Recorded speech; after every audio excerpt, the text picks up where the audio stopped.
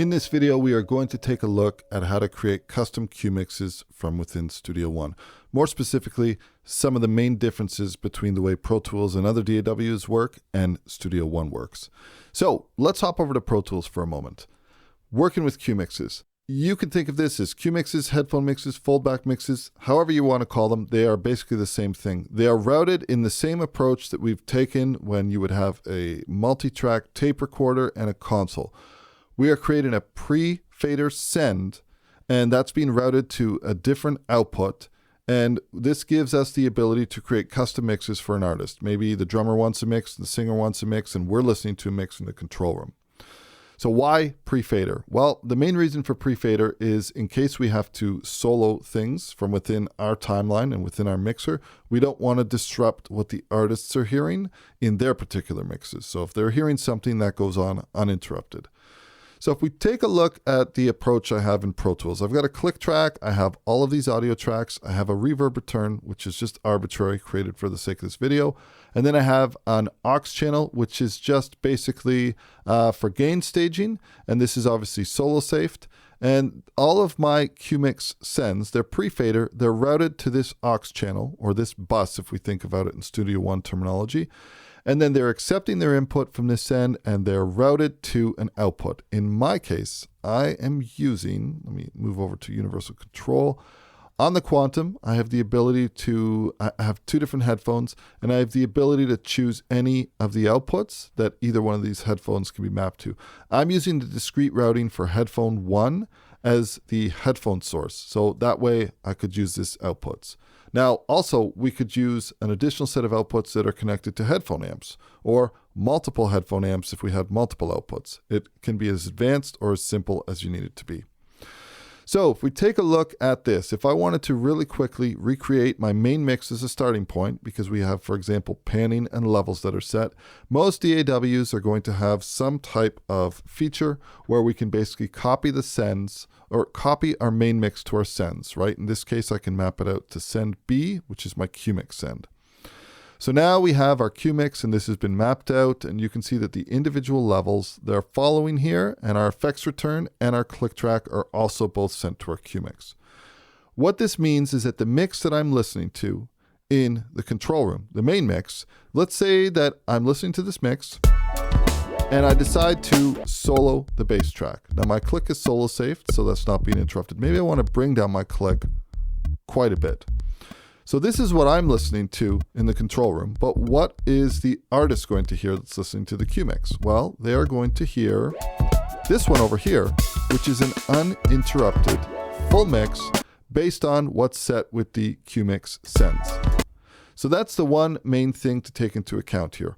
Also in Pro Tools and a lot of DAWs, the actual click track will be generated by some type of, like, for example, maybe really simple software instrument that's basically creating this click track and it's generating it. So we're sending from the actual track itself.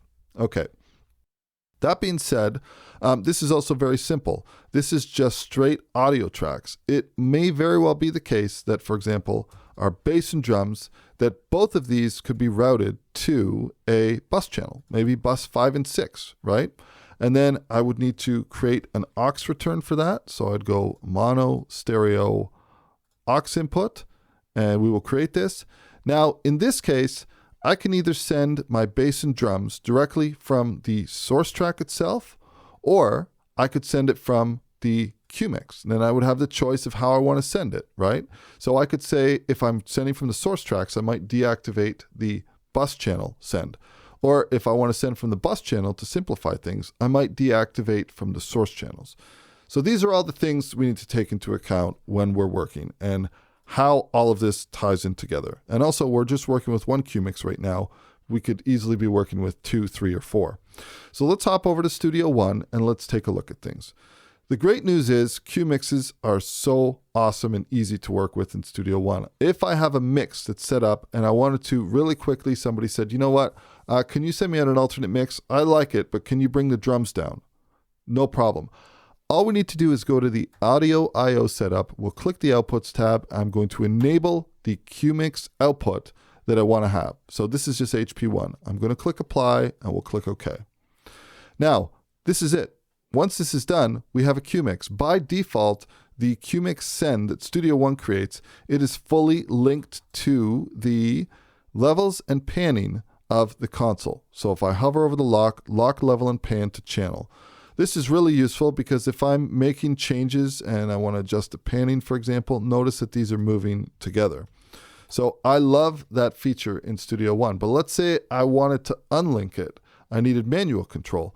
It's very easy. We can either unlock it and then make changes, or quite simply, if we make one simple change, it will unlock itself, and now it's functioning independently from what's happening in the main mix.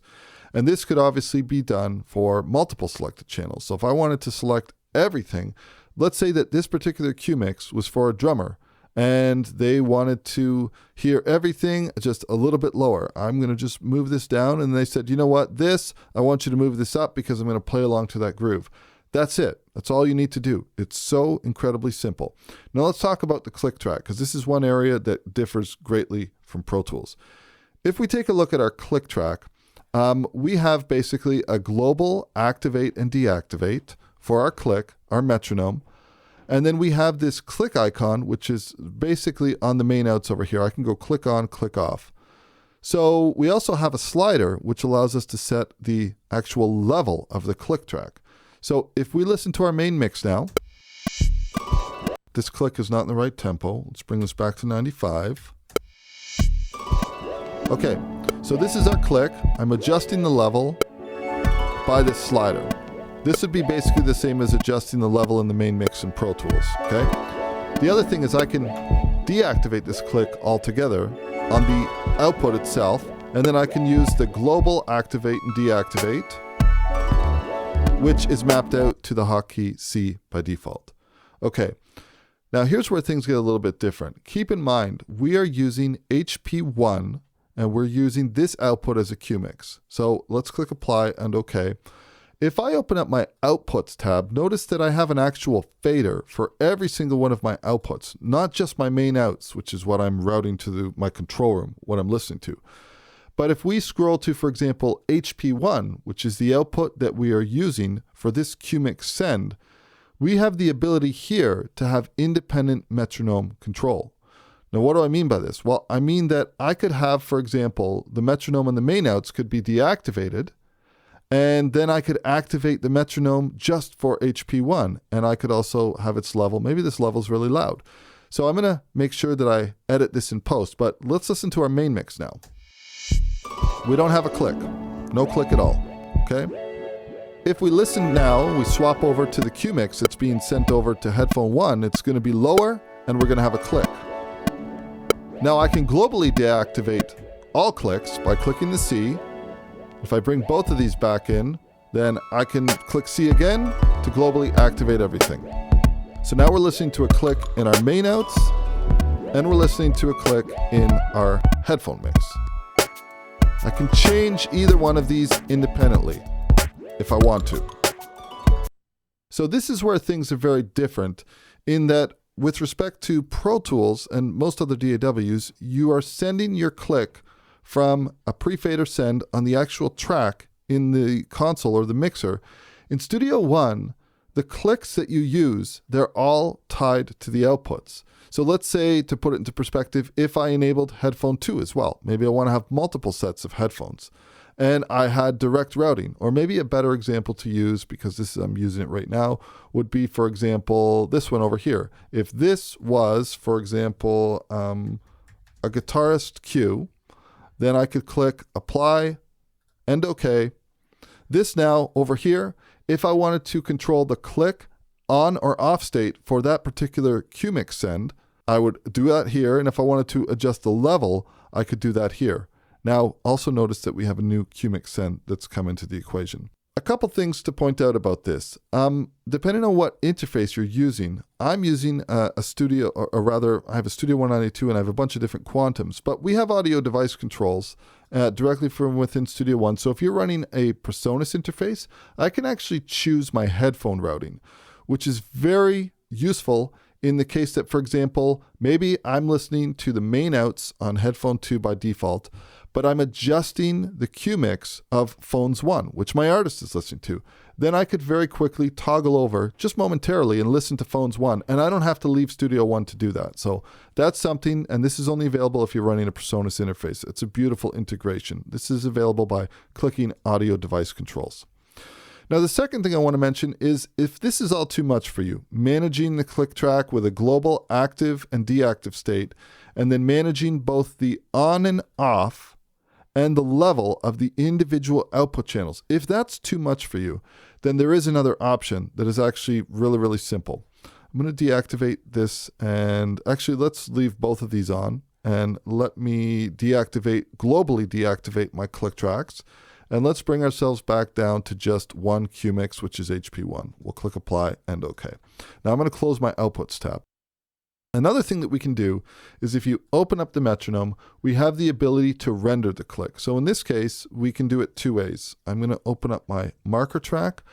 Either we set an end marker and a start marker by selecting an event, for example, and clicking Alt or Option Y, and then we could obviously adjust these flags if we wanted to. Or quite simply, clicking P or Shift P, we can set a loop brace.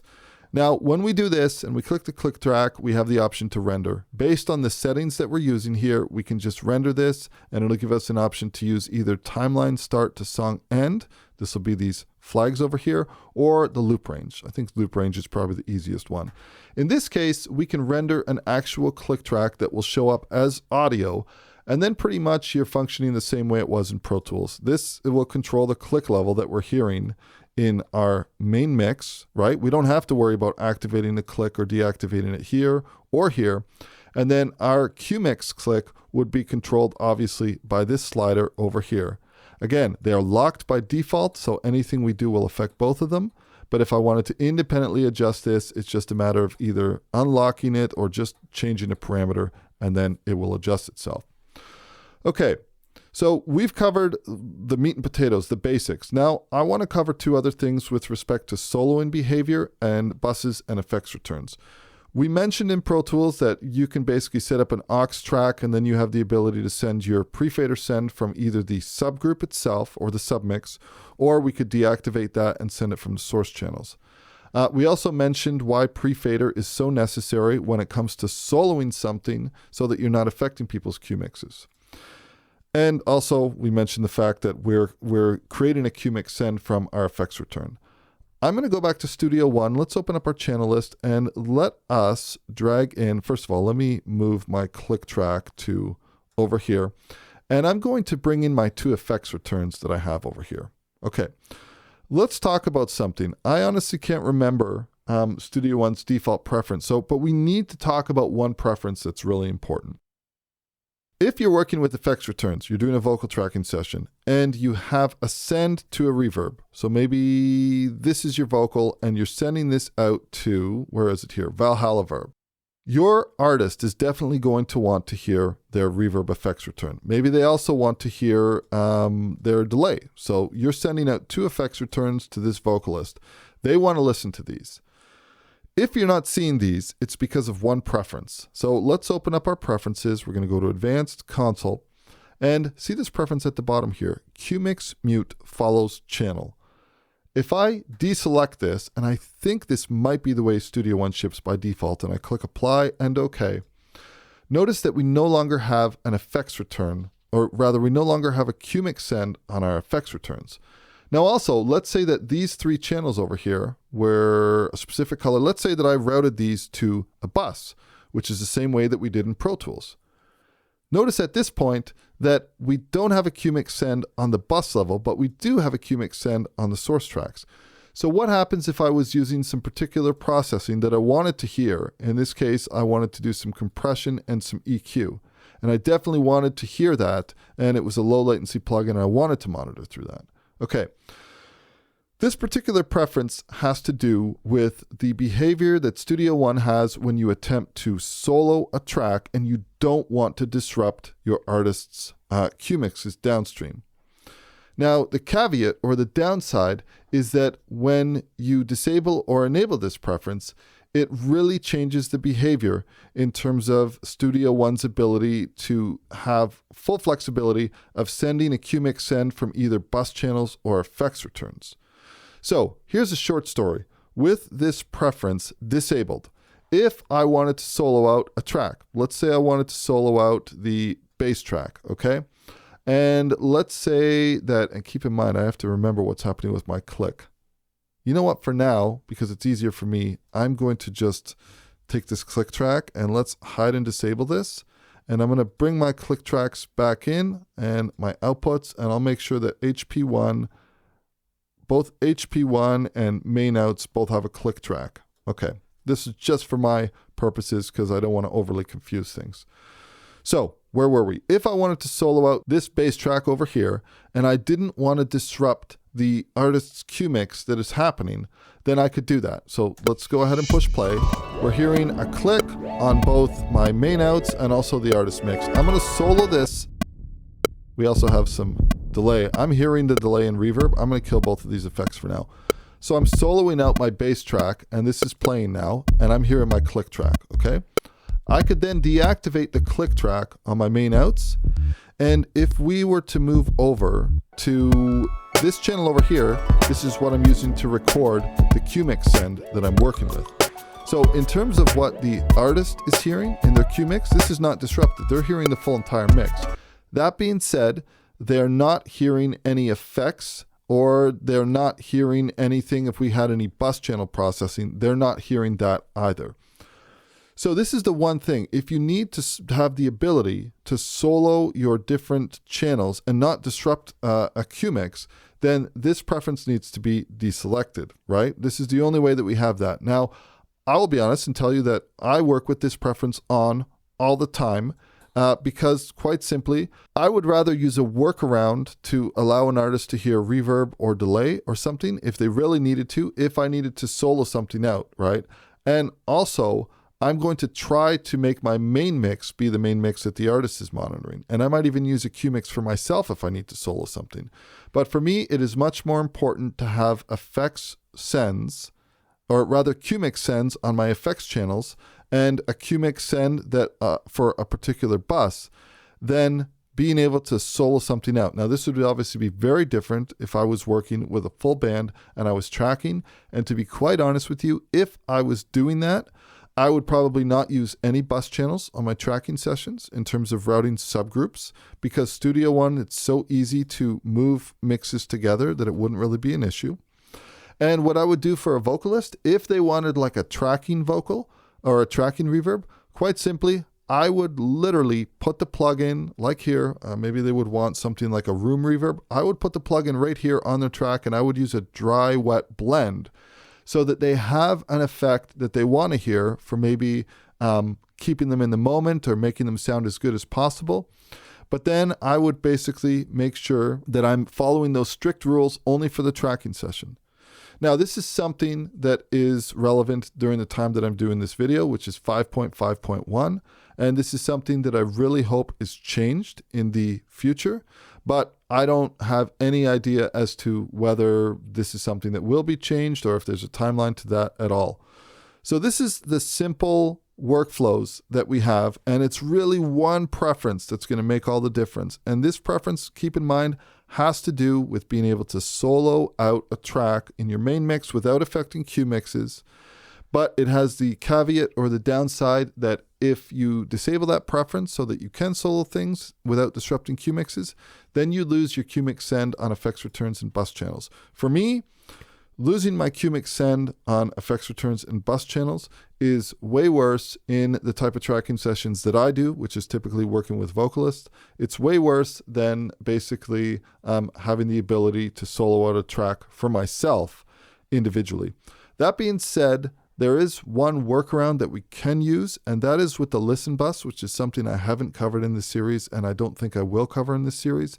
But if you have the listen bus enabled, basically, I'll give you a really quick run through on the listen bus. If this is enabled, what this does is basically gives you an alternate bus that you can listen out of.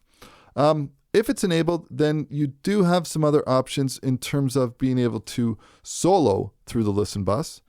And this basically changes our solo behavior of Studio One from a default solo behavior to something like what would be considered a solo in place. Now, I'm not going to demonstrate this in this video because it's a little bit too complicated, but it is something that I wanted to point out. So whether you're working in a simple session or whether you're working in, for example, something that's really advanced, if I take a look at this session, which is the same session we used in the mix engine effects thing, this session has drum tracks that are routed to bus channels, keys tracks that are routed to a bus channel. It has a reverb return in terms of our main verb, and we have subgroups and everything. The mix bus we're no longer even using, so that's something we can get rid of. If I needed to really quickly enable Cuemixes, let's say I needed to enable a guitarist cue, and then I wanted to use headphone 2, and then I also wanted to use QA and QB. This is 4 cue sends that I'm creating really quickly. I've just done this instantly by clicking 4 things, and now I have individual control over all of these cue mixes that I'm sending out. Now, I'm sending them out from the bus channels, but you know what? I think that would be fine. And if it was a really big deal, I would just lose the bus channels and I would route these directly to the main outs if I needed individual control. That's the workaround. In this case, I have Cuemix sends for my individual returns, and if I hide my audio tracks, it's so simple for me to manage 4 Cuemixes directly from within here. If the guitarist says to me, you know what, bring the drums down, I can go to the guitar cue and I can bring the drums down. If the keys player says, you know what, give me less guitars, then it's very easy for me to, or change the mix entirely. I need everything brought down, and they're on an HP2 mix, then I can bring all these down. I could bring this one down too as well. And then keep in mind, in terms of our outputs, this is a lot more, outputs in this session, but it's very easy for me to manage them as long as I know the name. I can activate the click on an individual basis for QA, QB, HP2, and then I can just adjust the click levels that they need. If I'm running a PreSonus interface and I need to make adjustments, then I can enable this preference, which allows me to see the audio device controls, and I can temporarily toggle to any mix that I need to use. So I'm listening to the main mix right now, but if I need to temporarily listen to, for example, the guitarist cue, that's on phones too. So it's very easy to manage, even though it seems complex. It actually isn't, and I really enjoy working with the Cuemix system in Studio One. Anyways, that's it for this video. I will catch you in the next one. Cheers.